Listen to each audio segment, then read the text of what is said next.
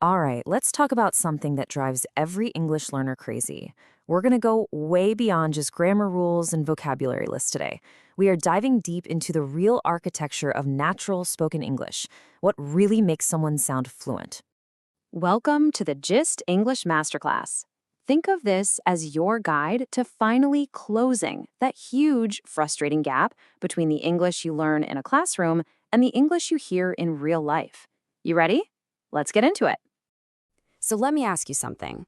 Do you ever feel like the English you spent years studying in school is a completely different language from the English you hear in movies or from native speakers? Yeah? You are definitely not alone. It's a super common feeling, and today, we're going to figure out exactly why that happens and what you can do about it. Okay, so here's our game plan. First, we'll talk about what I call the two Englishes. Then, we're going to unlock a huge secret, the secret of chunks. After that, we'll decode the sound of speed. And finally, we'll master the conversational glue.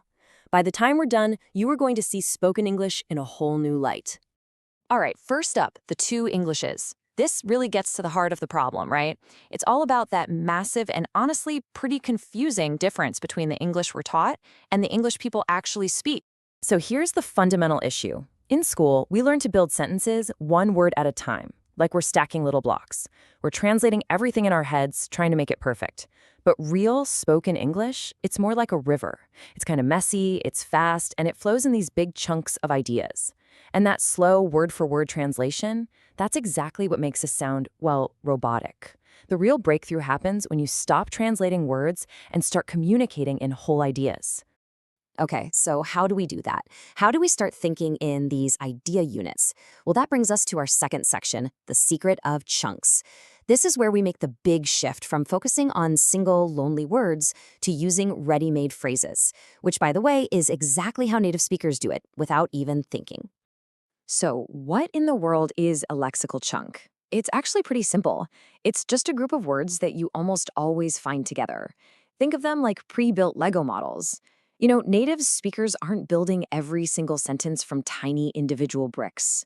Nope, we're just grabbing these ready-made phrases from a huge library in our heads. This, right here, is the real secret to speaking quickly and sounding natural.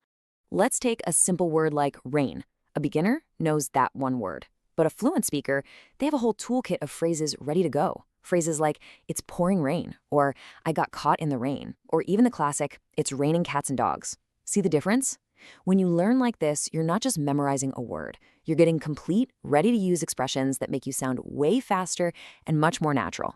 So now that we have our building blocks, our chunks, we need to talk about the music of the language. And that leads us right into section 3, the sound of speed. We're about to dive into the rhythm of English, which is often what makes it so hard to follow. You know, it's a question every single learner asks. Why do native speakers talk so ridiculously fast? Well, here's the secret. The answer isn't really about speed. It's about something called connected speech. In a normal conversation, words don't just stand there by themselves. They flow into each other, they blend together, and they even change their sounds. For instance, we write going to, but we say gonna. Want to just becomes wanna, and a whole phrase like did you eat can get squished down into something that sounds a lot more like jeet. Now, this isn't lazy English or bad English. It's a totally predictable and essential part of the language's natural rhythm. Understanding this is an absolute game changer for both your listening and your own speaking. Okay, so we have our building blocks, the chunks, and we understand the rhythm. Now for the final, crucial ingredient, the conversational glue. Our fourth section is all about those small but mighty words and phrases that work like signposts, making everything we say flow together smoothly.